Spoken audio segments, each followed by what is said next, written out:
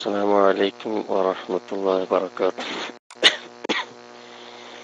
എന്താ ഉസ്താദിന് ചെറിയൊരു ആയത്ത് കുറവുള്ളത് പോലെയുണ്ട് ഉസ്താദെ. ഇന്നത്തെ സൗകര്യം അള്ളാഹു റാഹത്തിലാക്കി തരട്ടെ. ആമീൻ. ഞാനൊന്ന് ചോദിക്കാം ഉസ്താദെ, ചെറിയ ചോദ്യമാണ്. ഖാല ശൈഖുന അൻ യൻഹനിയൽ ജാലിസു ഇലാ അൻ യുഹാദിയ ജബഹതുഹു മാ അമാമ റുക്ബതൈഹി. വിഷയം തിരിഞ്ഞു. സാധാരണ എല്ലാവരും സംഭവിക്കുന്ന വിഷയമാണ്. അവിടെ സംസാരത്തിൽ വിശദീകരണ കൂട്ടത്തിൽ ഫർളിനെ ഏറ്റലുണ്ട് എന്നാണ് പറഞ്ഞത്.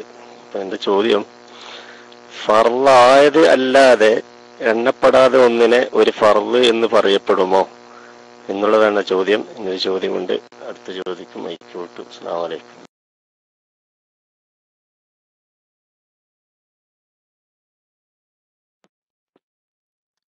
ഫർള് എന്ന് പറഞ്ഞാൽ സൂറത്തൻ ഫർള് എന്നാണ് അതിന്റെ അർത്ഥം. സൂറത്തൻ ഫർളായതിനെ നിരൂപിക്കാൻ ഹഖീഖിയായ ഫർള് എന്നല്ല, സൂറത്തൻ ഫർള്. നിസ്കരിക്കുന്നവന്റെ ചുരുങ്ങിയ റുക്കോയിന്റെ രൂപമാണ് നെറ്റിത്തടം കാൽമുട്ടിന്റെ മുന്നിലോട്ട് നേരിടുന്ന നിലക്ക് കുനിയുക എന്നത്. ആ ഒരു രൂപം വന്നല്ലോ, അപ്പൊ അത് സൂറത്തൻ ഫർളാണ്. അതാ പറഞ്ഞതിന്റെ അർത്ഥം. ഓക്കെ, ഇന്നലെ എല്ലാരും കൂടി സംഘമായിട്ട് ഉംറക്ക് പോയിരുന്നു. അപ്പോ അല്ലെങ്കിൽ തന്നെ വിയർപ്പും കുറഞ്ഞൊരു ജലദോഷത്തിന്റെ മന്ദം ഉണ്ടായിരുന്നു. അതിൽക്കൂടെ ത്വവാഫും സയ്യും പിന്നെ മഹദിയായിരിക്കുന്ന ഉമ്മുൽ മോമിനീന ഖദീജത്തുൽ കുബറ റളിയല്ലാഹു തആല അൻഹയുടെ തിരുഹദറത്തിൽ പോയിട്ട് സിയാറത്തും ഒക്കെ കഴിഞ്ഞ് തിരിച്ചു വന്നപ്പോക്ക് നന്നായി വിയർപ്പിറങ്ങി ജലദോഷം കുറച്ച് നോക്കൂടിയിരുന്നു. അതാണ് കൂറ്റിനൊക്കെ ചെറിയൊരു മങ്ങല്. മുടക്കണ്ടെന്ന് എഴുതിയിട്ട് വന്നതാ ഞാൻ. മനസ്സിലായില്ലേ? ഇന്ന് ഡോക്ടറെ ക്ലാസ് കേട്ടില്ല. അതുപോലെ കഴക്കൂട്ട ഉസ്താദിന്റെ ക്ലാസ് ഇന്ന് ഇല്ല താനും. അങ്ങനെയൊക്കെ അവിടെ വന്നപ്പോ ഷെഡ്യൂൾ ക്ലാസ്സുകളൊക്കെ മുടക്കുമ്പോ നമ്മളെ ഫത്തുൽ മീനും മുടങ്ങണ്ട എന്നുള്ള നിലക്ക് വെയ്ക്കും പോലെ കുറച്ച് ഓതാന്നുള്ള നിലക്ക് വന്നതാണ്. സാരില്ല, ജലദോഷത്തിൻ്റെതാ എന്തെങ്കിലുമൊക്കെ ഇല്ലാതെ ദുന്യാവാണെന്നുള്ള ഓർമ്മയും ആണല്ലോ. ഇടക്കൊക്കെ കുറഞ്ഞെന്തെങ്കിലുമൊക്കെ ഉണ്ടാണത് ഒരു പടച്ചോന് റബ്ബെന്ന് പറയാനുള്ളൊരു കാരണമാവും. ആ നിലക്ക് എല്ലാവരും ബുദ്ധിമുട്ടൊന്നുമില്ല. കുറഞ്ഞൊരു ജലദോഷത്തിന്റെ മന്ദുണ്ട്, കൂറ്റിന് ചെറിയൊരു മങ്ങലും ചെറിയൊരു തലവേദനയൊക്കെ ഇങ്ങനെ പേരിനുണ്ട്. സാരില്ല, അല്ലാഹു തആല ഒക്കെ ഖൈറിനായിരിക്കും വിചാരിക്കാം.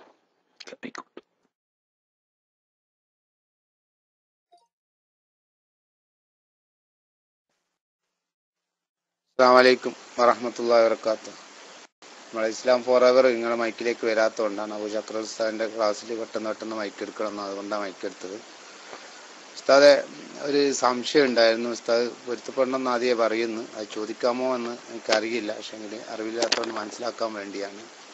അതായത് തബറുക്കിന്റെ ഇരുത്തത്തിൽ നിന്ന് പിന്നെ ഇഫ്തിറാഷിന്റെ ഇരുത്തത്തിലേക്കും അതുപോലെ തന്നെ ഇഫ്തിറാഷിന്റെ ഇരുത്തത്തിൽ നിന്ന് തബറുക്കിന്റെ ഇരുത്തത്തിലേക്ക് മാറിയിരിക്കുന്ന സമയത്ത് തല കുനിക്കുമ്പോൾ നമ്മൾ റുക്കുവിന്റെ സ്ഥാനത്ത് വരും. അതുകൊണ്ട് നിസ്കാരം ബാത്തിലാകുമെന്ന് പിന്നെ ഉസ്താദ് പറഞ്ഞു. അപ്പോൾ അത് നിന്ന് നിസ്കരിക്കുന്നവനെ സംബന്ധിച്ചിടത്തോളം ഇരുന്ന് നിസ്കരിക്കുന്നവന്റെ ആ റുക്കുവിന്റെ സ്ഥാനം പരിഗണിക്കപ്പെടുമോ എന്നുള്ളതാണ്.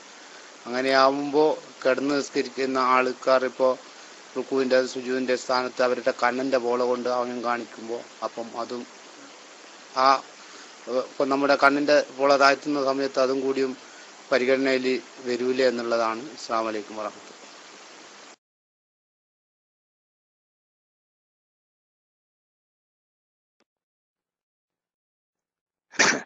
കല്ലേരി കണ്ണിന്റെ പോളത്തിന് ബാഹ്യമായ ഒരു രൂപമായിട്ട് എണ്ണപ്പെടൂല. അതേ സമയത്ത് കുനിയൽ ബാഹ്യമായ രൂപമായി എണ്ണപ്പെടും. അതുകൊണ്ട് അതാണ് നേരത്തെ സൂര്യക്ക് മനസ്സിലായി. സൂര്യ പിന്നെ ചോദിക്കാത്ത അതാണ് സൂറത്തൻ ഫർള് എന്നാ പറഞ്ഞത്. അതായത് ബാഹ്യമായി നോക്കിയാൽ ഒരു ഫീലിയായ ഫർളിന്റെ രൂപം മനഃപൂർവ്വം കൊണ്ടുവരിക എന്നാ പറഞ്ഞത്. ബാഹ്യമായി നോക്കിയാൽ ഒരു ഫീലിയായ ഫർളിന്റെ രൂപം, ബാഹ്യമായി നോക്കിയാൽ ദൃഷ്ടിയിൽപ്പെട്ട് മനസ്സിലാക്കാൻ പറ്റുന്ന ഒന്നാണ് ഇരുന്നു കൊണ്ട് തവറുക്ക് ഇഫ്തിറാഷ് എന്നിവക്ക് വേണ്ടി മാറിയിരിക്കുമ്പോൾ മുന്നോട്ട് കുനിഞ്ഞുകൊണ്ടാ മാറിയിരിക്കുമ്പോ നെറ്റിത്തടം കാൽമുട്ടിന്റെ മുൻവശത്തോട് നേരിടുന്ന നിലക്ക് കുനിഞ്ഞാൽ ഇരുന്ന് നിസ്കരിക്കുന്നവന്റെ റുക്കൂ പോലെ ബാഹ്യമായി തന്നെ ഒരു ഫർളിന്റെ രൂപപ്പെട്ട് വന്നത് കൊണ്ട് നിസ്കാരം ബാത്തിലാവും എന്ന് ഇബ്നു ഹജറുൽ ഹൈത്തമി റഹ്മഹുല്ലാ പറഞ്ഞത് ഞാൻ പറഞ്ഞതല്ല. കമാ ഖാല ശൈഖുന എന്ന് മഹാനായ സൈനുദ്ദീൻ മഖ്ദൂം തങ്ങൾ പറയുന്നു. മൂപ്പരും തന്നെ ഒഴിഞ്ഞു കാണ്ടാ പറഞ്ഞു, ഞാനല്ല പറഞ്ഞത്, ശൈഖുന ഇബ്നു ഹജറുൽ ഹൈത്തമി റഹ്മത്തുള്ളാഹി അലൈഹി തങ്ങൾ പറഞ്ഞു. ഇബ്നു ഹജറുൽ ഹൈത്തമി തങ്ങൾ പറയുന്നത് ബാഹ്യമായി കാഴ്ചയിൽ ഒരു റുക്കൂഇന്റെ രൂപം അവിടെ രൂപപ്പെടുന്നു, അത് മനഃപൂർവമാണ് എന്നതുകൊണ്ട് രൂപത്തിൽ സൂറത്തൻ ഫർളായിരിക്കുന്ന ഒരു കാര്യത്തെ അധികരിപ്പിച്ച ഔപ്പിൽ നിസ്കാരം ബാത്തിലാവും. കല്ലേരി പറഞ്ഞ കണ്ണോ മനസ്സോ ഒന്നും ബാഹ്യമായ രൂപമല്ല, അതുകൊണ്ട് അത് അധികരിപ്പിച്ചത് കൊണ്ട് നിസ്കാരം ബാത്തിലാവും എന്ന് ഹുക്കുമില്ല. മനസ്സിലായില്ലേ? അതിന്റെ കാരണം പ്രത്യക്ഷത്തിൽ, അതാ ബാഹ്യാരൂപം, പ്രത്യക്ഷത്തിൽ ഒരു ഫീലിയായ ഫർദിന്റെ രൂപം വന്നു ചേരുന്നു. അങ്ങനെ വന്നു ചേർന്നത് മനഃപൂർവ്വമുള്ള പ്രവൃത്തി മുഖേനയാണെങ്കിൽ അത് നിസ്കാരം ബാത്തിലാൻ കാരണമാകുന്നു.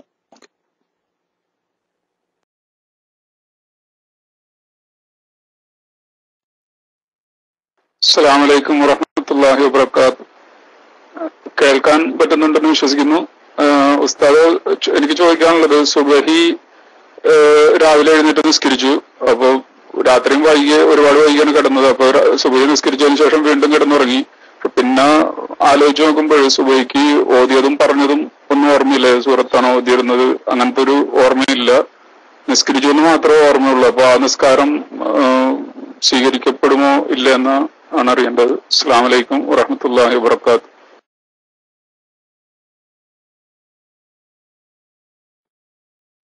വഅലൈക്കും അസ്സലാം. അതൊക്കെ സ്വീകരിക്കപ്പെടും ഇൻഷാ അല്ലാഹ്. അല്ലാഹു തആല കബൂലാക്കട്ടെ. അങ്ങനെ വരാം, അത് പലപ്പോഴും വരാവുന്നൊരു സാധ്യതയാണ്. എന്നല്ല, ചിലപ്പോൾ 2-ാം റക്അത്തിൽ എത്തിയപ്പോൾ 1-ാം റക്അത്തിൽ ഏത് സൂറത്തായിരുന്നു ഓതിയിരുന്നതെന്ന് ഓർമ്മയില്ലാത്ത അവസ്ഥ വരെ വരാറുണ്ട്. അതൊന്നും നമ്മളോട് തക്ലീഫ് ചെയ്യപ്പെടുന്നില്ല. ചെയ്യുന്ന സമയത്ത് നമ്മൾ കൃത്യമായി ചെയ്തു. പിന്നീട് ഏതാ ചെയ്തത്, എന്താ ചെയ്തത്, എങ്ങനെ ചെയ്തത്, കുനൂത്ത് ഓതിയോ ഇല്ലേ, ഇതൊന്നും പിന്നീട് നിസ്കാരം കഴിഞ്ഞതിന് ശേഷം സംശയം വന്നാൽ അല്ലെങ്കിൽ അറിയാതെ പോയാൽ അതിന്റെ പേരിൽ നമുക്ക് തക്ലീഫൊന്നുമില്ല. അതിനു വേണ്ടിയിട്ട് മടക്കേണ്ടതുമില്ല. അതേസമയത്ത് നിയ്യത്ത് ചെയ്തിരുന്നോ അല്ലെങ്കിൽ തക്ബീറത്തുൽ ഇഹ്റാം കിട്ടിയിരുന്നോ എന്ന സംശയമാണെങ്കിൽ ആ സംശയം നീങ്ങാതെ പിന്തുടരുകയാണെങ്കിൽ 2ാമത് മടക്കി നിസ്കരിക്കേണ്ടി വരും എന്നതൊഴിച്ചാൽ നേരത്തെ നിസ്കരിച്ചു എന്ന് ഓർമ്മ ഉണ്ടായാൽ മതി. നിസ്കരിച്ച സ്ഥിതിക്ക് അത് സഹീഹായ നിലക്ക് കഴിഞ്ഞു കിടക്കലാണ് ലാഹിർ. ആ ലാഹിർ അനുസരിച്ചെടുത്താൽ മതി. 2ാമത് അതിന്റെ വിശദാംശത്തിലേക്ക് ഓർമ്മയില്ലാത്തത് കൊണ്ട് മടക്കി നിസ്കരിക്കേണ്ട യാതൊരു ആവശ്യവും ഇല്ല.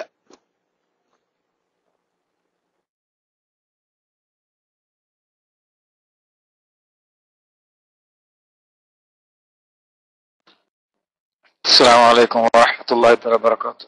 കേൾക്കുന്നില്ല സുഹൃത്തുക്കളെ? എനിക്ക് 2 സംശയങ്ങളുണ്ട്. ഒന്ന് വിഷയമായ സംഭവമായ ആദ്യ സംശയം ചോദിക്കാം. നിസ്കാരത്തില് നമ്മൾ നല്ല കല്യാണം കഴിഞ്ഞിട്ട് അല്ലെ കല്യാണത്തിലെ ബിരിയാണി അതുപോലത്തെ വല്ലതും ഭക്ഷണം കഴിച്ചു വന്നിട്ട് നിസ്കരിക്കുമ്പോൾ ഏമ്പക്കം വിട്ടാല് അതിയാക്ക സംഭവിക്കുന്നതാണ് ഏമ്പക്കം വിട്ടത്. ഏമ്പക്കം വിട്ട് കഴിഞ്ഞാൽ അത് ലാഹിറായ 2 അറഫായിട്ട് മാറും. അതിനുകൊണ്ട് നിസ്കാരം ബാത്തിലാകുമോ ഇല്ലയോ എന്ന 1ാം സംശയം. ഇൻഷാ അല്ലാഹ് അടുത്ത ചോദിക്കാം.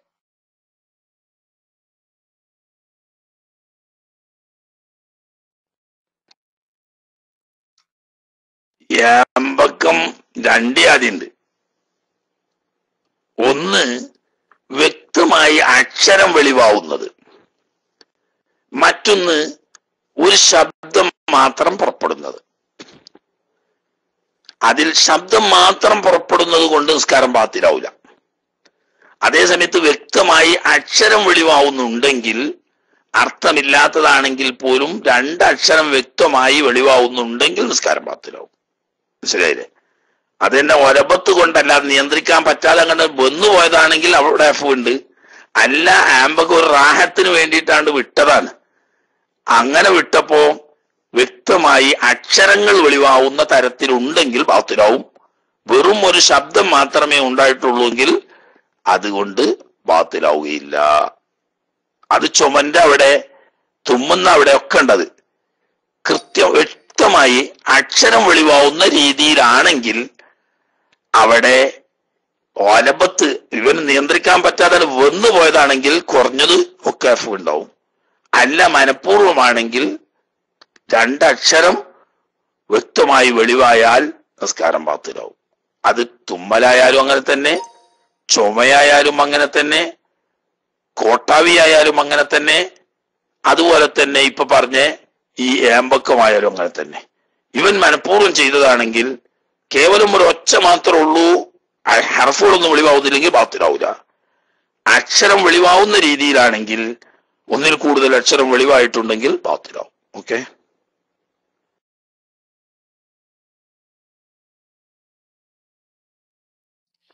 അതിനൊക്കെ ഒരു ചോദ്യം കൂടെ. കാരണം ഈ നമ്മൾ ഈ മുത്തനജിസായ ഉമിനീര് ഇറക്കല് കൊണ്ട് നിസ്കാരം ബാത്തെന്ന് പറഞ്ഞല്ലോ. ഈ സ്ഥലത്ത് ഞങ്ങാട്ടൊക്കെ പറഞ്ഞു, ഉസ്താൻ നാട്ടൊക്കെ എന്താ മലപ്പുറത്തിന്റെ ഭാഷ അറിയില്ല.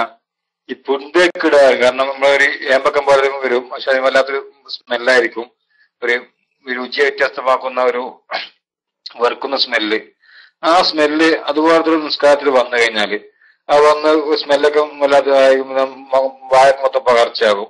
എന്നതിന് ശേഷം അങ്ങനെ തുപ്പിനീരിന് കരളില്ല, പക്ഷെ ആ പകർച്ചയ്ക്ക് ശേഷം ആ തുപ്പിനീര് ഇറക്കല് കൊണ്ട് നിസ്കാരം ബാത്തിലാകുമോ? അല്ലെങ്കിൽ ഈ പുന്തേക്ക് വന്ന് നിങ്ങളോട്ടിരുന്ന പറയുന്ന അറിയില്ല, നിങ്ങളോട്ടൊക്കെ പറയുന്ന ഭാഷ അതാണ് വയനാട്ടിലൊക്കെ.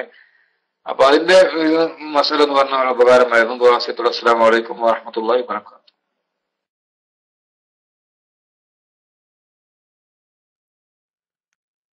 വലൈക്കും അസ്സലാം വറഹ്മത്തുള്ളാഹി. ഞങ്ങൾ കീച്ചിരിക്കാരെ പുളിച്ച് തേക്കുക എന്നാ പറയാം. തികിട്ടായിട്ട് തേക്കുക എന്ന് പറയും. ഈ തേക്കൽ പുളിച്ച് തേക്കുക എന്ന് പറയും. അതൊരു ചീത്തയായ വാസനയോ രുചിയോ ഒക്കെ ഉണ്ടാകുന്ന നിലക്കുള്ളതാണ്. തികട്ടി വരൽ തന്നെയാണ് അത്, പക്ഷെ അതൊരു പുളിച്ചു നാറിയ രീതിയിലായിരിക്കാം. അതിൽ കേവലം വാസന അല്ലെങ്കിൽ രുചി മാത്രമാണെങ്കിൽ അതുകൊണ്ട് കുഴപ്പമൊന്നുമില്ല. അതേസമയത്ത് സാധനം തന്നെ ഉണ്ട്. അത് തൊണ്ടയുടെ പ്രത്യക്ഷ ഭാഗത്തിന്റെയും അങ്ങേ പുറത്തുനിന്ന് വന്നതാണ് എങ്കിൽ അത് ആമാശയത്തിൽ നിന്നിട്ടുള്ളതാണെങ്കിൽ നജസാണെന്ന് ഉറപ്പാണ്. ആമാശയത്തിൽ എത്തിയിട്ടില്ലെങ്കിൽ നജസാണെന്ന് ഉറപ്പില്ല. അപ്പൊ നജസാണെന്ന് ഉറപ്പുള്ളതാണെങ്കിൽ അത് വായിൽ വന്ന് കലർന്ന് ഉമിനീരുമായി കലർന്നാൽ അത് കീപ്പോട്ട് രണ്ടാമത് ഇറങ്ങിയാൽ നിസ്കാരം ബാത്തിലാവും. പക്ഷെ മിക്കവാറും ആമാശയത്തിൽ നിന്നാണെന്ന് ഉറപ്പില്ലാത്ത നിലക്ക് സാധ്യത, കേവലം സാധ്യത മാത്രമാണെങ്കിൽ നജസാണെന്ന് ഹുക്കുമ് ചെയ്യാൻ കഴിയില്ല. അപ്പൊ നജസാണെന്ന് ഹുക്കുമ് ചെയ്യാത്തടത്തോളം അതുകൊണ്ട് നിസ്കാരം ബാത്തിലാവുകയും ഇല്ല. സാധിക്കുമെങ്കിൽ സൂക്ഷ്മത, ടിഷ്യൂ പേപ്പറൊക്കെ കയ്യിലുണ്ടെങ്കിൽ മെല്ലെ അതിലേക്ക് തുപ്പി മനഃപൂർവ്വം കീപ്പോട്ട് ഇറക്കാതിരിക്കാൻ ശ്രമിക്കുന്നത് നന്ന്. ഏതായാലും ആമാശയത്തിൽ നിന്നാണെന്ന് ഉറപ്പില്ലാത്തടത്തോളം അതുകൊണ്ട് നിസ്കാരം ബാത്തിലാവുകയില്ല.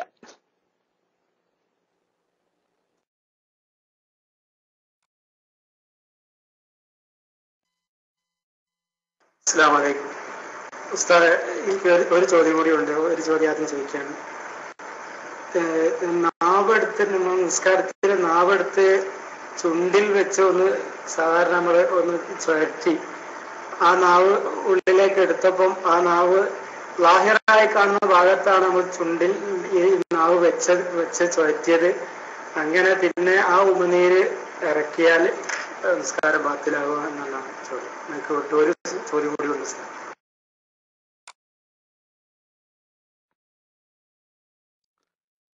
അതുകൊണ്ടൊന്നും നിസ്കാരം ബാത്തിലാവില്ല. നാവ് വായിന്റെ അകത്തായാലും വായിന്റെ പുറത്തേക്ക് വന്നാലും നാവിന്മേൽ പറ്റി നിൽക്കുന്ന ഊനീര് അതിന്റെ ഉത്ഭവസ്ഥാനത്ത് തന്നെയാണുള്ളത്. ഉത്ഭവസ്ഥാനത്തുള്ളത് കീപ്പോട്ട് ഇറങ്ങിയത് കൊണ്ട് എന്താവൂല, നിസ്കാരം ബാത്തിലാവൂല. അതേ സമയത്ത് ഉമുനീര് പുറത്തേക്ക് വന്നതാണ്, നാവല്ല, ഉമുനീര് പുറത്തേക്ക് വന്നു. ചില ആളുകൾക്കില്ലേ വായിൽ നിന്നിട്ട് ഇങ്ങനെ ഒരു തേനൊലിക്കല്, അത് ഒലിച്ച് പുറത്തു വന്നു. അതല്ലെങ്കിൽ സംസാരിക്കുന്ന സമയത്ത് ഇവന്റെ ചുണ്ടിന്റെ പുറത്തേക്ക് ഉമുനീര് വന്നു, അത് നാവ് കൊണ്ട് ഉള്ളിലേക്ക് തന്നെ കടത്തി. അതല്ലെങ്കിൽ ഉള്ളിലേക്ക് വലിച്ചെടുത്തു. അങ്ങനെ പുറത്തേക്ക് ഒലിച്ചു വന്ന ഉമിനീര് ഉള്ളിലേക്ക് വലിച്ചെടുത്ത് അത് കീപ്പോട്ടിറക്കിയാൽ നിസ്കാരം ബാത്തിലാവും. എന്നാൽ നാവ് പുറത്തു വരുന്നു, ആ പുറത്തു വന്ന നാവുമ്മലുണ്ടായിരുന്ന ഉമിനീര് ആ നാവ് വീണ്ടും ഉള്ളിലേക്ക് മടക്കിയപ്പോൾ ഉണ്ടായിരുന്ന ആ ഉമിനീര് കീഴ്പോട്ടിറങ്ങുന്നത് കൊണ്ട് ബാത്തിലാവില്ല. കാരണം അതിന്റെ ഉത്ഭവസ്ഥാനത്ത് നിന്ന് വേർപെട്ടിട്ടില്ല. കാരണം നാവിൽ നിന്നും അതുപോലെ തന്നെ കീഴണ്ണിയിൽ നിന്നുമൊക്കെ ഉമിനീരുണ്ടാകുന്നുണ്ട്. അപ്പൊ നാവ് ഉമിനീരിന്റെ ഉത്ഭവ കേന്ദ്രമാണ്.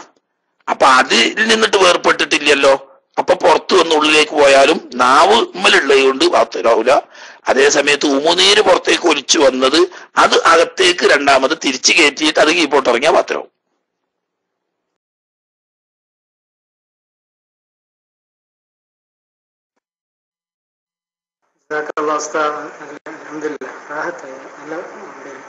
പിന്നെ ഒരാൾ നിസ്കരിച്ചുകൊണ്ടിരിക്കുമ്പോ അപ്രതീക്ഷിതമായിട്ട് ഒരു സൗണ്ട് കേട്ടു, പെട്ടെന്ന് എന്തെങ്കിലും വെടിപൊട്ടുന്ന ശബ്ദം അല്ലെങ്കിൽ ആ രൂപത്തിലുള്ള എന്തെങ്കിലും ശബ്ദം കേട്ടപ്പോ പെട്ടെന്ന് അള്ളോ എന്ന് പറഞ്ഞു, അല്ലെങ്കിൽ എന്താ അത് സമാനമായ എന്തെങ്കിലും ശബ്ദം പുറപ്പെടുവിച്ചു പോയി, അതുകൊണ്ട് ബാത്തിലാകുന്നു. വിഷയത്തോടെ മൈക്കൂടുന്നു. അസ്സലാമു അലൈക്കും.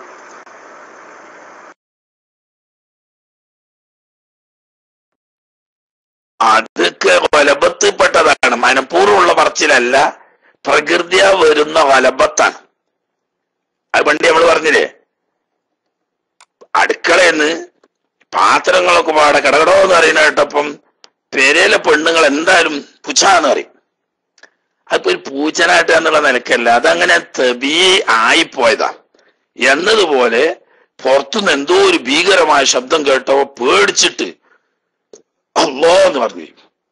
അതുകൊണ്ട് നിസ്കാരം മാത്രം, കാരണം അത് മനഃപൂർവ്വമുള്ള പറച്ചിലല്ല, ഒലബത്ത് കൊണ്ടുവരുന്നതാണ്. അത് അധികരിക്കാത്തോടത്തോളം നിസ്കാരം ബാത്തിലാവില്ല. അധികരിച്ച് കുറെ ഉണ്ടെങ്കിൽ ബാത്തിലാവുകയും ചെയ്യും.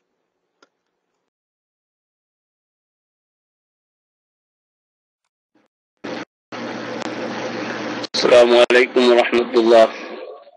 ഉസ്താദേ, ഒരാൾ നിസ്കരിച്ച് രണ്ടാമത്തെ റക്അത്തിൽ സലാം കിട്ടി കുറച്ചേരം കൂടി ആയാലും അങ്ങനെ ഇരുന്നു.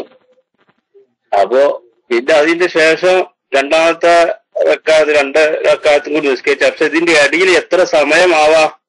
നമ്മൾ സംസാരിച്ചിട്ടൊന്നുമില്ല, സംസാരമില്ലാതെ ഇങ്ങനെ ഒരു ഹാലിൽ ഇരുന്നതാണ്. പിന്നെ ഓർമ്മയായി 2 റക്അത്ത് നിസ്കരിച്ചിട്ടുള്ളൂ എന്ന്. 2 റക്അത്തും കൂടി നിസ്കരിച്ചു. അതിന്റെ ഇടയിലുള്ള സമയം എത്ര ആവാം? അസ്സലാമു അലൈക്കും.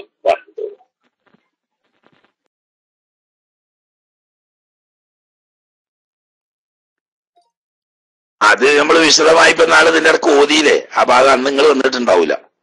ഉറുഫാണ് കണക്കാക്കേണ്ടത് എന്നാണ് അതിൽ ബലപ്പെട്ട അഭിപ്രായം പറഞ്ഞ്. എന്ന് പറഞ്ഞാൽ അയാള് സലാം വീട്ടിയിട്ട് കുറെ നേരമായല്ലോ എന്ന് നാട്ട് ഉറുഫ് അനുസരിച്ച് പറയാൻ പറ്റുന്ന അത്ര സമയം കഴിഞ്ഞതിന് ശേഷമാണ് ഓർമ്മ വന്നതെങ്കിൽ തരക്കെന്ന് തന്നെ നിസ്കരിക്കണം. ഇല്ല, അയാൾ ഇപ്പൊ കുറച്ചു നേരം ആയിട്ടുള്ളൂ സലാം വീട്ടിയിട്ട് എന്ന് പറയാൻ പറ്റുന്ന സമയമേ ആയിട്ടുള്ളൂ എങ്കിൽ ബാക്കി 2 റക്അത്ത് കൂടി നിസ്കരിച്ച് അവസാനം സഹ്വിന്റെ സുജൂദ് ചെയ്ത് സലാം വീട്ടിയാൽ മതി. ഇങ്ങനെയാണ് അതിന് ഷാഫി മദ്ഹബിലെ മുഅ്തമദ് പറഞ്ഞത്.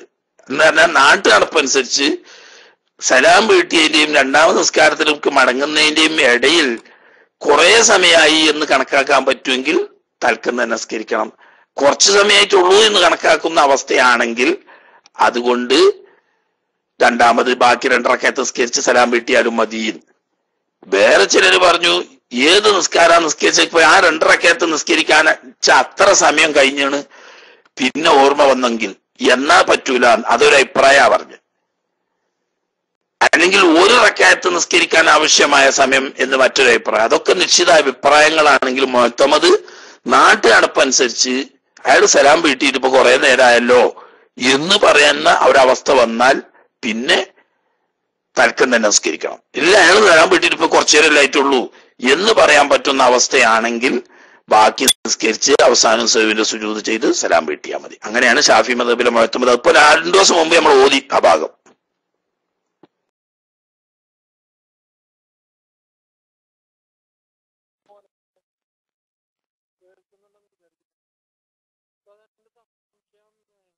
വുമായി ബന്ധപ്പെട്ട അതല്ല, അതായത് നമ്മളിപ്പോ ഈ ഓൺലൈൻ ക്ലാസ് റൂമുകളിലൊക്കെ ആ മജ്‌ലിസുകളിൽ പങ്കെടുക്കാറുണ്ട്.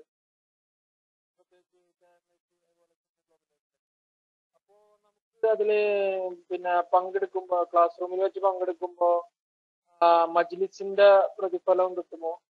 അതുപോലെ തന്നെ ദുആക്കുള്ള ഇജാബത്ത് ആമീൻ പറയുന്നതോട് നമുക്ക് ആ ദുആയില് നമ്മളും പങ്കെടുത്തതിനുള്ള പ്രതിഫലം പിന്നെ ദുആക്കുള്ള ഉത്തരം കിട്ടാനുള്ള സാധ്യതയൊക്കെ എങ്ങനെയാണ്? അതിനെക്കുറിച്ച്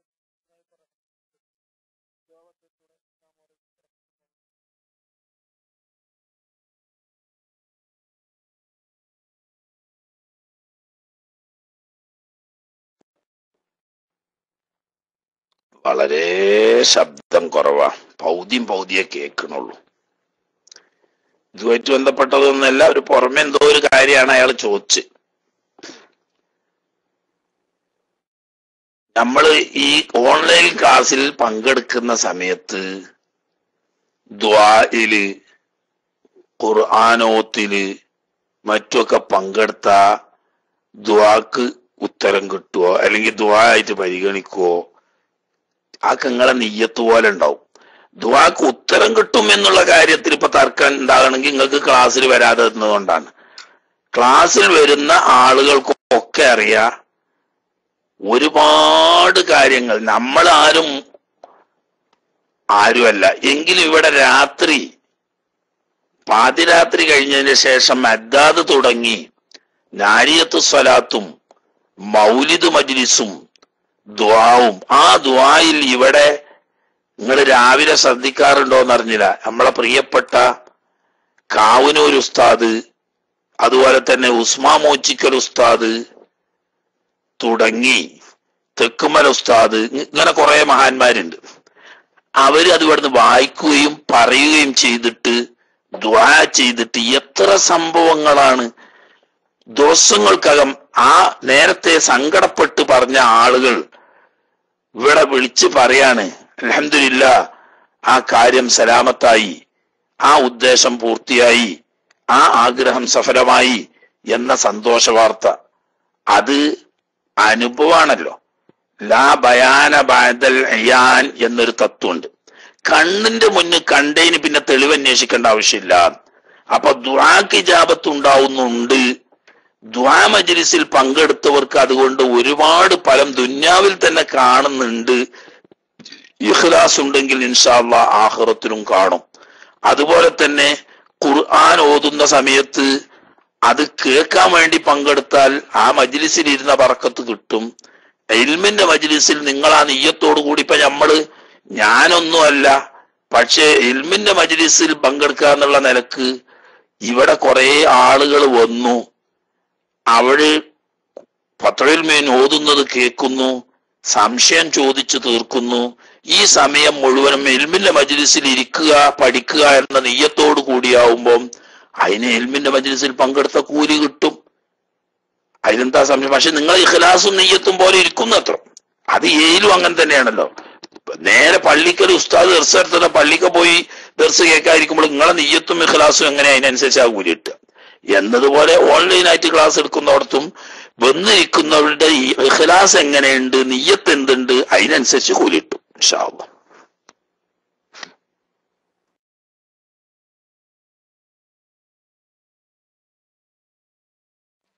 ഹലോ, അസ്സലാമു അലൈക്കും.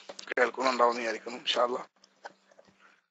ഉസ്താദെ, ഞാന് ഈ നമ്മളൊരു നിസ്കാരത്തില് ഫർളായ റുക്കോവ് നമുക്ക് സംശയം വന്നാല്, 2 റുക്കോവില് ഒരു റുക്കോവ് ചെയ്തിട്ടില്ല എന്നൊരു സംശയം, ഉറപ്പല്ല, ഒരു സംശയം വന്നു കഴിഞ്ഞാല് നമുക്ക് ലാസ്റ്റില് സൈവിന്റെ സുജൂദ് 2 ചെയ്തിട്ട് സലാം വീട്ടിയാൽ അത് സംശയമായതുകൊണ്ട് പരിഹാരമാവും. പിന്നെ ഒന്നത്, പിന്നെ അതുമായി ബന്ധപ്പെട്ട് തന്നെയാണ് ഇൻഷാ അല്ലാഹ് ഒരു നിസ്കാരത്തിൽ തന്നെ നമ്മള്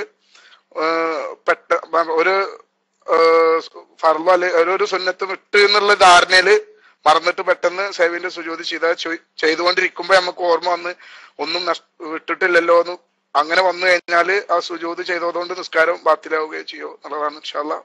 ദുആ വസിയത്തോടുകൂടി അസ്സലാമു അലൈക്കും.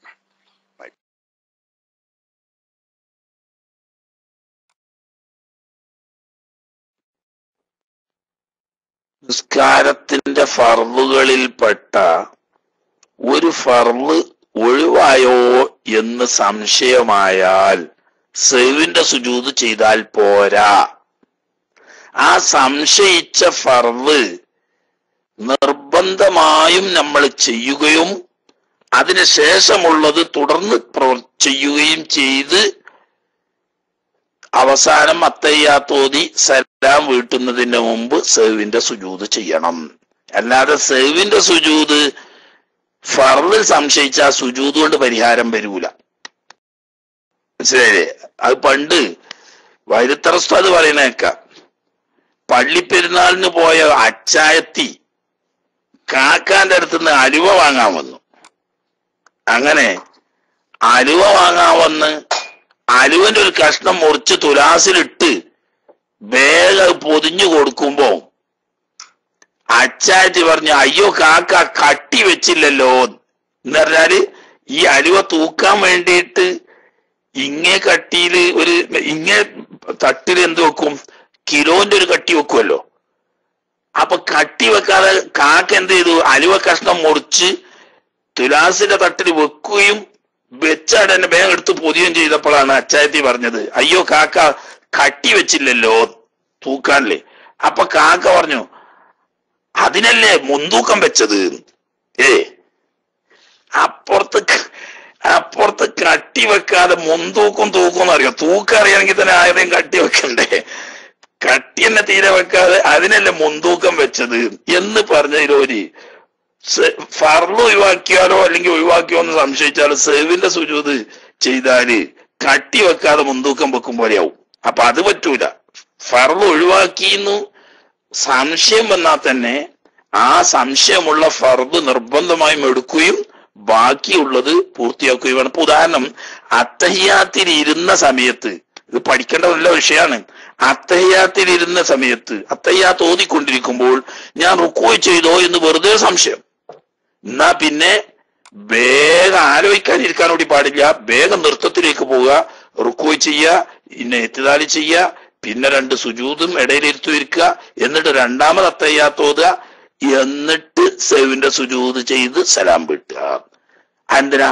സംശയമല്ലുള്ളൂ. ആ സംശയമാണെങ്കിലും ഫർദിൽ സംശയമായതുകൊണ്ട് സംശയത്തോടുകൂടി നിസ്കാരം പൂർത്തിയാക്കാൻ പാടില്ല, സംശയം തീർക്കണം. ഒരു പക്ഷേ നേരത്തെ ചെയ്തിരുന്നെങ്കിൽ ഇപ്പോഴത്തേത് ഏറെയാണല്ലോ, അതിനു വേണ്ടിയിട്ട് സുജൂദും ചെയ്യണം. അപ്പൊ ഫർദിൽ സംശയിച്ചാൽ ആ സംശയിച്ച ഫർദിനെ ചെയ്യുകയും അതിന് ശേഷമുള്ളത് തുടർന്ന് ചെയ്യുകയും ചെയ്ത് പിന്നീട് അത്തഹിയാത്ത് ഓതി അവസാനം സുജൂദ് ചെയ്ത് സലാം വീട്ടണം. മനസ്സിലായോ?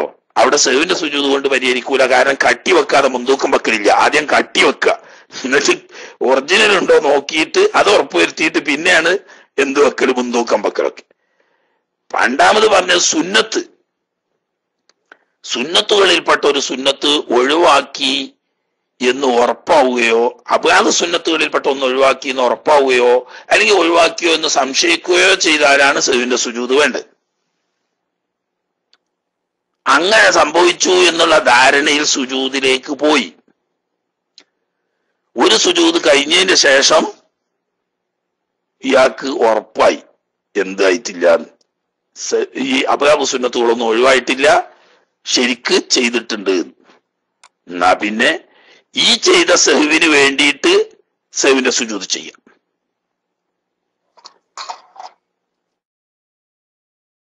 അത് സുന്നത്താണ്.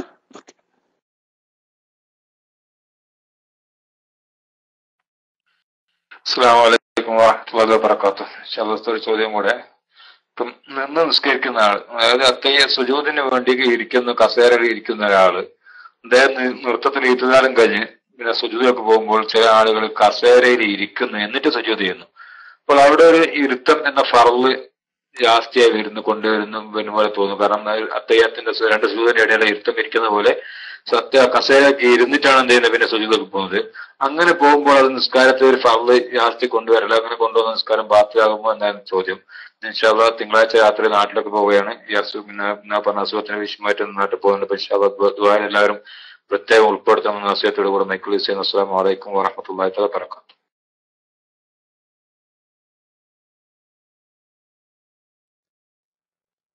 വലൈക്കും അസ്സലാം വറഹ്മത്തുള്ളാഹി വബറകാതുഹു. അല്ലാഹു സുബ്ഹാനഹു വ തആല റാഹത്താക്കട്ടെ.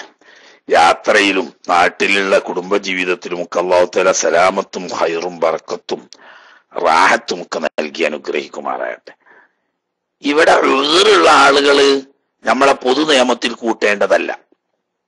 തങ്ങളാപ്പ പറഞ്ഞോടത്ത് ഉദറാണ്. നിൽക്കുന്നതിന് തടസ്സമില്ലാത്ത ഒരാള് നിന്ന് നിസ്കരിച്ചു, റുക്കുവും ചെയ്തു, ഏറ്റുദാലും ചെയ്തു, പിന്നീട് അദ്ദേഹത്തിന് സുജൂദ് ചെയ്യാൻ പറ്റാത്ത ആരോഗ്യസ്ഥിതിയാണ്. മനുഷ്യന്മാരുടെ അവസ്ഥ നമുക്കറിയില്ലല്ലോ, ഓരോരുത്തർക്കും അവനവന്റെ അവസ്ഥയേ അറിയുള്ളൂ. അങ്ങനെ വന്നപ്പോ ഇരുന്ന് കൊണ്ട് സുജൂദിലേക്ക് കുനിഞ്ഞ് ഇഷാറത്ത് ചെയ്തു.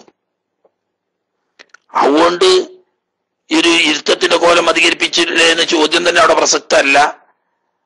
കാരണം ഉദറുള്ളവന് അതൊക്കെ അനുവദനീയമാണ്. ഉദറുള്ളത് കൊണ്ടാണല്ലോ അയാൾ ഇരുന്നത്.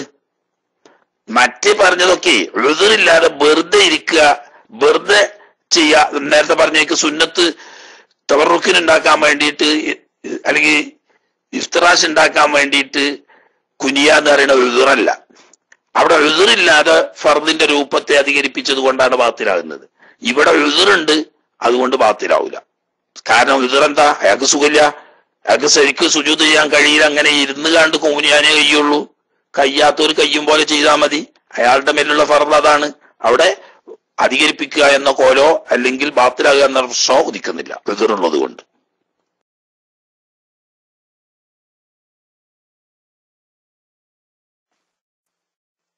അസ്സലാമലൈക്കും വറഹ്മത്തുള്ളാഹി വബറകാതുഹു. ഒരു സംശയമുണ്ട് ഉസ്താദെ. പിന്നെ അതായത് പല്ലുമേൽ നിന്ന്, അതായത് ഊനുമേൽ നിന്ന് വരുന്ന ചെറുതായിട്ട് വരുന്ന രക്തക്കലർപ്പുള്ള ഉമിനീർ ഇറക്കുന്നത് കൊണ്ട് വിട്ടുവീഴ്ചയുണ്ടോ എന്നാണ് ഉസ്താദെ. അതുപോലെ തന്നെ നേരത്തെ ഉസ്താദ് പറഞ്ഞല്ലോ, അതായത് രക്തം വയറ്റിൽ നിന്ന് ആമാശയത്തിൽ നിന്ന് വന്നത് വല്ലതും ഉണ്ടെങ്കിൽ ടിഷ്യൂവിലാക്കിയിട്ട് പിന്നെ നമ്മൾ സൂക്ഷിക്കുക. അപ്പോൾ പോക്കറ്റിലിടലായിരിക്കും. അപ്പോൾ ആ സമയത്ത് അതിന് പിന്നെ നജസ് ചുമക്കുന്നു എന്നുള്ള ഇത് വരുമോ, അതല്ല അതിന് ഉദുറുണ്ടോ ഇളവുണ്ടോ എന്നുള്ളതാണ് ഉസ്താദ് ചോദ്യം. അസ്സലാമു അലൈക്കും വറഹ്മത്തുള്ളാഹി.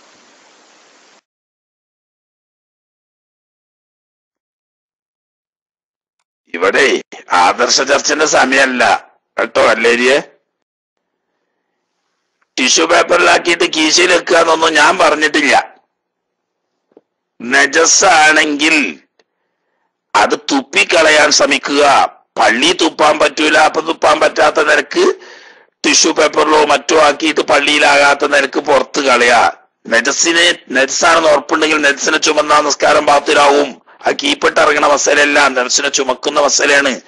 അത് പിന്നെ പറയാത്തത് എഴുതാപ്പുറവും പറയാപ്പുറം കേൾക്കലും എഴുതാപ്പുറം വായിക്കലും ഒന്നും പോണ്ട, മനസ്സിലായില്ലേ? അതൊക്കെ അറിയുന്ന മസലയാണ്. അതുകൊണ്ട് ആ ഭാഗത്തേക്ക് കടക്കുന്നില്ല. മുമ്പല്ലിന്റെ ഇടയിൽ നിന്നായാലും വേണ്ടിയില്ല, എല്ലാത്ത പല്ലിന്റെ ഇടയിൽ നിന്നായാലും വായിൽ പല്ലിന്റെ ഇടയിൽ നിന്നോ മോണയിൽ നിന്നോ ഒക്കെ പുറപ്പെടുന്ന രക്തം നജസാണല്ലോ. ആ രക്തം കലർന്ന ഉമിനീര് കീപ്പോട്ട് ഇറക്കിയാൽ നിസ്കാരം ബാത്തിലാകും. നോമ്പുകാരനാണെങ്കിൽ നോമ്പും ബാത്തിലാവും. നമ്മൾ ഓതിനോർത്ത് പറഞ്ഞല്ലോ.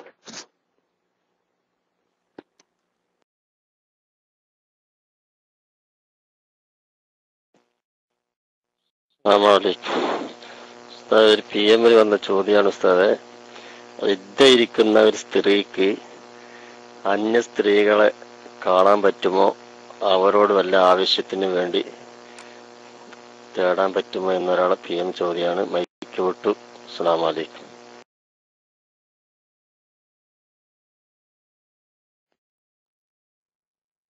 ഭർത്താവ് മരിച്ച ഇദ്ദയിൽ ഇരിക്കുന്ന പെണ്ണ് സാധാരണ എന്നും എപ്പോഴും കാണാൻ പറ്റുന്ന പുരുഷന്മാരെയും സ്ത്രീകളെയും ഇദ്ദയുടെ സമയത്തും കാണൽ ഹലാലാണ്.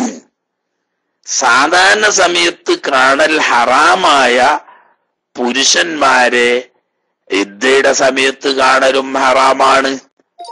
സ്ത്രീകളെ കാണൽ ഹറാമായ സ്ത്രീകൾക്കുള്ളതായി ഞാൻ എവിടെയും കേട്ടിട്ടില്ല. അതുകൊണ്ട് തന്നെ ഇദ്ദയുടെ സമയത്ത് കാണൽ ഹറാമായ സ്ത്രീകൾ ഇല്ല. മനസ്സിലായില്ലേ? അപ്പൊ ഇദ്ദന്റെ സമയത്ത് മാത്രം കാണാൻ പറ്റുകയും കാണാൻ പറ്റാതിരിക്കുകയും ചെയ്യുക എന്ന് പറഞ്ഞിട്ടൊരു വകുപ്പ് ഇസ്ലാമിൽ ഇല്ല. അതേതോ വിവരമില്ലാത്ത സാധുക്കൾ കെട്ടിയുണ്ടാക്കിയതാണ്, അല്ലെങ്കിൽ തെറ്റിദ്ധരിച്ചതാണ്. യഥാർത്ഥത്തിൽ എപ്പോഴും കാണാൻ പറ്റുന്നവരെ ഇദ്ദന്റെ സമയത്തും കാണാൻ പറ്റും. എപ്പോഴും കാണാൻ പറ്റാത്തവരെ ഇദ്ദന്റെ സമയത്തും കാണാൻ പറ്റൂല. അന്യപുരുഷന്മാരെ പെണ്ണുങ്ങൾക്ക് കാണാൻ പാടില്ല, അത് ഇദ്ദന്റെ സമയത്തും കാണാൻ പാടില്ല. സ്ത്രീകളെ ഇദ്ദല്ലാത്ത സമയത്ത് കാണാൻ പറ്റും, ഇദ്ദന്റെ സമയത്തും കാണാൻ പറ്റും. ഭർത്താവിന്റെ വാപ്പ തുടങ്ങി മഹറമായ ആളുകളെ ഇദ്ദല്ലാത്ത സമയത്ത് കാണാൻ പറ്റും, അത് ഇദ്ദന്റെ സമയത്തും കാണാൻ പറ്റും.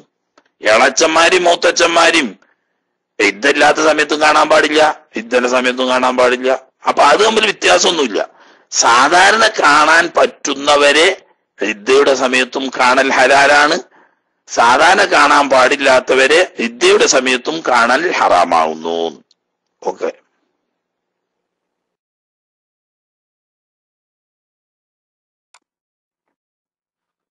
അസ്സലാമു അലൈക്കും വറഹ്മത്തുള്ളാഹി വബറകാതുഹു.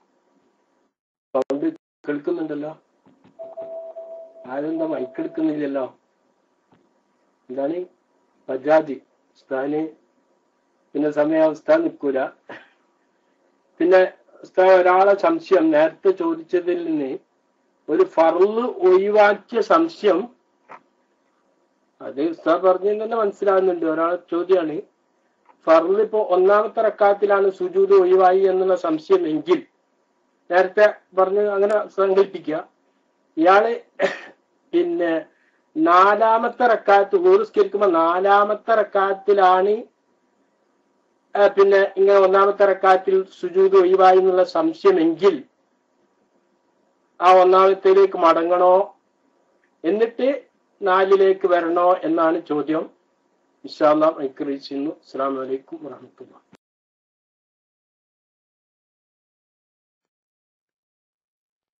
നാലാമത്തേന്ന് ഒന്നിക്ക് എങ്ങനെ മടങ്ങല്? നാലാമത്തേലാണ് ഓർമ്മ വന്നതെങ്കിൽ ഒരു സുജൂദും ചെയ്യാ, പിന്നെ ഒരു റക്കായത്തും നിസ്കരിക്കുക, തയ്യാത്തോത്. അത് കാരണം ഒരു റക്കായത്ത് അതൊക്കെ മുമ്പ് ഓതിയോടത്ത് കേൾക്കാഞ്ഞിട്ടാ, മുമ്പ് ഓതിയോടത്ത് അതൊക്കെ വിശദമായി പറഞ്ഞിട്ടുണ്ട്.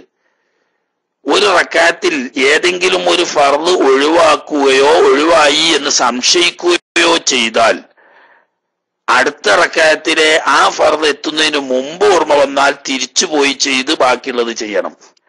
അടുത്ത റക്കായത്തിൽ അതുപോലത്തത് ചെയ്യുന്നതിന് മുമ്പ് ഓർമ്മ വന്നിട്ടില്ലെങ്കിൽ അടുത്ത റക്കായത്തിൽ ചെയ്തത് കൊണ്ട് ആദ്യത്തെ റക്കായത്ത് പൂർത്തിയാകും, ഇടക്കുള്ളത് എണ്ണപ്പെടാതെ പോകുന്നു.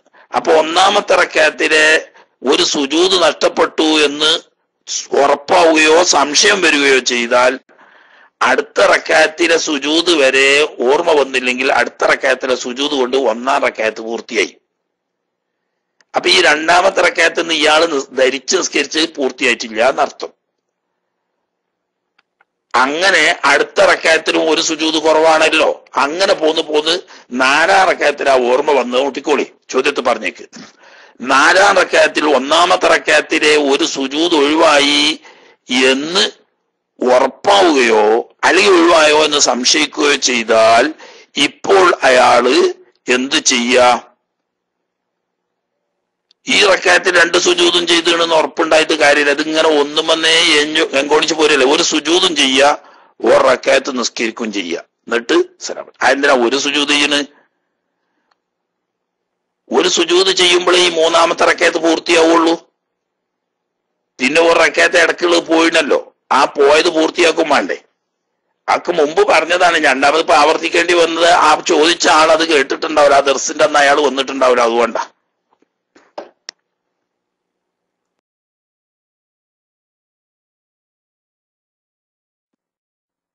പിന്നെ ഇപ്പൊ പറഞ്ഞതിൽ നിന്ന് എന്താണ് സലാം ജോലി ചോദിച്ചത്, യുദ്ധകാലത്ത് അത് എന്റെ സംശയം ഞാൻ ഒരു എന്താണ് ഒന്ന് പറയാണ്. അതായത് ഇപ്പൊ പെണ്ണ് കാണാൻ പറ്റൂല എന്ന് പറഞ്ഞുകൊണ്ട് ഉദ്ദേശിച്ചത് അല്ല, വേറെ പെണ്ണ് കാണാൻ പറ്റൂല എന്നുകൊണ്ട് ഉദ്ദേശിച്ചത് ചിലപ്പോ പെണ്ണിന്റെ മുഖവും അതുപോലെ തന്നെ ജോലി ചെയ്യുമ്പോൾ വെളിവാകുന്ന സ്ഥലം ഒഴിച്ച് ഒരു കാഫിറത്തായ പെണ്ണിന് കാണാൻ പറ്റൂല എന്നുള്ളൊരു ഇതുണ്ടല്ലോ. അതനുസരിച്ചായിരിക്കും ആ ചോദ്യം എന്ന് മനസ്സിലാവുന്നു. എനിക്കൊരു മനസ്സിലായത് അതായിരിക്കും. ഞാൻ ഒരു അഭിപ്രായം പറയാണ്. സലാം ജോലി എന്നോട് PM ചെയ്ത് ചോദിച്ച ചോദ്യം അതായിരിക്കുമെന്ന് തോന്നുന്നു. പറഞ്ഞാൽ കുഴപ്പമില്ല.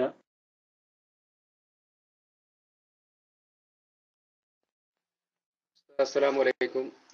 നിസ്കരിക്കുന്ന സമയത്ത് ഈ ബെഞ്ചില് ചെറിയ ഇളക്കം, ബെഞ്ചിലോ ഡെസ്കിലോ ഒക്കെ ചെറിയ ഇളക്കം, ശബ്ദം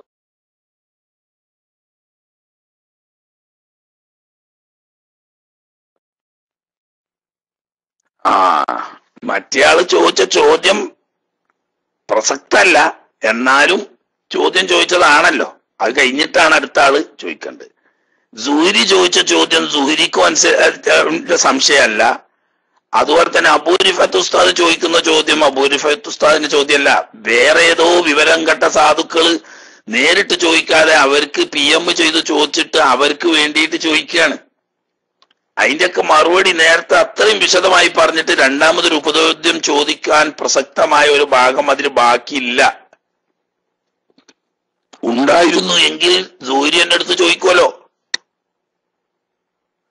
എന്നും കാണാൻ പറ്റുന്നവരെ ഇദ്ദന്റെ സമയത്തും കാണാൻ പറ്റും, എന്നും കാണാൻ പറ്റാത്തവരെ ഇദ്ദന്റെ സമയത്തും കാണാൻ പറ്റില്ല. ഈ പെടാത്ത മറുപടി ഞാൻ ഏതാ അതിൽ പറയാതെ വിശദീകരിക്കേണ്ടത് ഒന്നുമില്ല.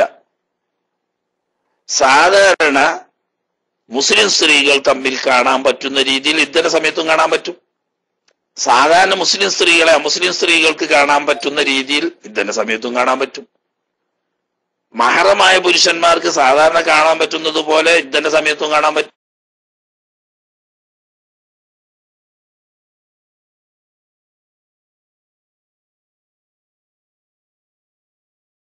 ഇതൊന്ന് സാധാരണ എപ്പോഴും ഇല്ലാത്തതാണ്. ഏതായാലും പെട്ടെന്ന് അതിന്റെ ഇടയ്ക്ക് ഇനി എന്തേ മറ്റേ അബൂരിഫത്ത് ഉസ്താദിന് എന്റെ മറുപടി പറഞ്ഞ് ഞാൻ കഴിഞ്ഞ് നിങ്ങൾ കേട്ടോന്ന് എനിക്കറിയില്ല, കേട്ടിട്ടുണ്ടാവാം എന്ന് വിചാരിക്കുന്നു. ഇനി അടുത്ത ആരെങ്കിലും ഉണ്ടെങ്കിൽ പെട്ടെന്ന് മൈക്കെടുത്തോളി, സമയം വല്ലാതെ നീട്ടൂല. ഇന്നിപ്പോ പേരിന് ക്ലാസ് എടുത്ത് മുങ്ങണം എന്ന് കരുതിയ ദിവസമായിരുന്നു. ഏതായാലും സമയം നമ്മളത് ആയി തുടങ്ങി. അപ്പൊ അവിടെ ഉള്ള ഒരാള് കൈപൊക്കി നിൽക്കുന്നതാണ്ട് അദ്ദേഹം മൈക്കെടുത്തോളി, എന്നിട്ട് നമുക്ക് പെട്ടെന്ന് നിർത്താം.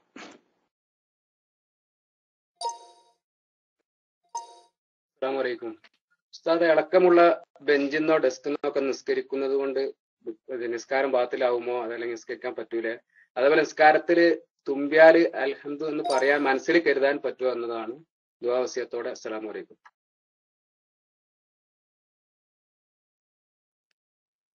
വലൈക്കും അസ്സലാം.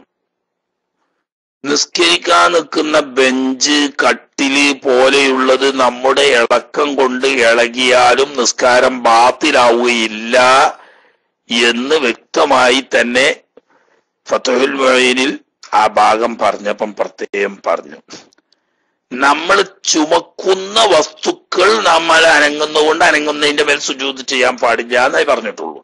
അതേ സമയത്ത് നാം നിൽക്കുന്ന കട്ടില്, ബെഞ്ച് പോലെയുള്ളത് നമ്മുടെ ഇളക്കം കൊണ്ട് ഇളകുന്നുണ്ടെങ്കിലും അതിന്മേൽ നിസ്കരിക്കുന്നത് കൊണ്ട് കുഴപ്പമില്ല എന്ന് വ്യക്തമായി തന്നെ ഫത്ഹുൽ മുഈനിൽ പറഞ്ഞു പോയതാണ്. അന്നത്തെ ക്ലാസ്സിൽ നിങ്ങൾ കൂടാത്തത് കൊണ്ടായിരിക്കും ആ ചോദിച്ചത്. കുഴപ്പമില്ല, അതുകൊണ്ട് നിസ്കാരത്തിന് തകരാറൊന്നുമില്ല. പിന്നെന്തേ പറഞ്ഞ രണ്ടാമത്തെ എന്താ ഓർമ്മയില്ല.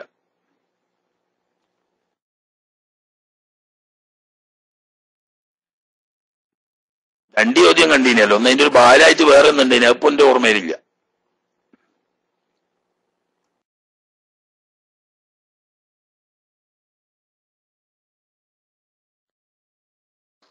ഉസ്താദ്, ആ ചോദ്യം എടുക്കണ്ട അറിയില്ല. പിന്നെ ഞാനൊന്ന് മൈക്കെടുത്തത്, സോറി, നമ്മുടെ ഇന്നലെ ഓടി വന്നു ഉസ്താദെ.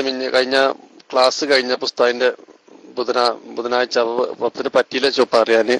നമ്മുടെ മച്ചംപാടി ഫൈസി ഉസ്താദിന്റെ മകള് പ്രസവിച്ചിട്ട് പിന്നെ കുട്ടിക്ക് മൂത്രം പോവാഞ്ഞിട്ട് 48 മണിക്കൂറിനുള്ളിൽ മൂത്രം ഒഴിച്ചിട്ടില്ലെങ്കിൽ ഓപ്പറേഷൻ വേണ്ടതെന്ന് ഡോക്ടർമാര് പറഞ്ഞു. അങ്ങനെ കുറെ ദ്വാകൾ നടത്തി. അൽഹംദുലില്ലാ ഉസ്താദ്മാരൊക്കെ ദ്വാർന്നിട്ടുണ്ട്. അപ്പൊ ഉസ്താദെ കൂടുതൽ ഉൾപ്പെടുത്ത ഇപ്പൊ ICUവിലാണ് കുട്ടിയുള്ളത്. മൂത്രം ഒഴിച്ചിട്ടുണ്ട്, വലിയ കുഴപ്പങ്ങള് ഇല്ല. അപ്പൊ ഉസ്താദ് ദ്വായിൽ ഉൾപ്പെടുത്തണം. ലാസ്റ്റ് ഇൻഷാ അല്ലാഹ് മൈക്ക് കിട്ടും.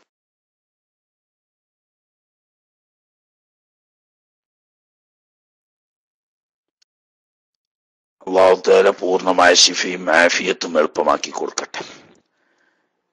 രണ്ടാമതെന്താ പറഞ്ഞ, നിസ്കാരത്തിനിടയിൽ തുമ്മിയാൽ അൽഹംദുലില്ലാ എന്ന് പറയാൻ പറ്റുമോ?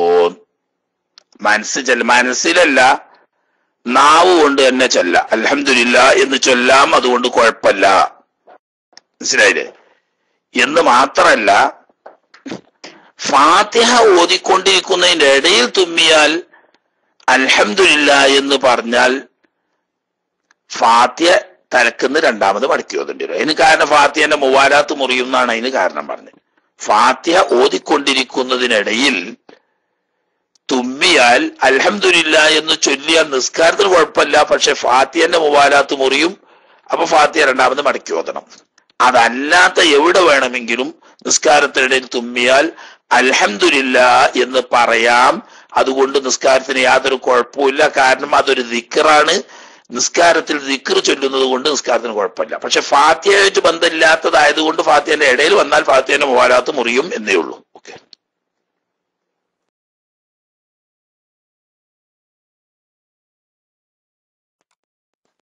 അസ്സലാമു അലൈക്കും. കേൾക്കുന്നുണ്ടോ? ഹലോ, കേൾക്കുന്നുണ്ടോ? ഓക്കെ. ഉസ്താദ്, നിസ്കാരത്തില് ഫാത്തിഹ കഴിഞ്ഞിട്ട് ഇമാമ് ചെറിയൊരു ഗ്യാപ്പ് വിടും. ആ ഗ്യാപ്പില് നമ്മള് ഫാത്തിഹ ഓതി കഴിഞ്ഞിട്ട് ഇമാമ് ഓതിയ അതേ സൂറത്ത് തന്നെ നമ്മൾ രണ്ടാമത് ഓതണോ ഫാത്തിഹയ്ക്ക് ശേഷം, അതോ ചെറുത് വേറെ ഏതെങ്കിലും ഓതിയാൽ മതിയോ? എന്താണ് അതിന്റെ ഇതൊന്ന് പറഞ്ഞു തരാമോ? അസ്സലാമു അലൈക്കും. മൈക്കിൽ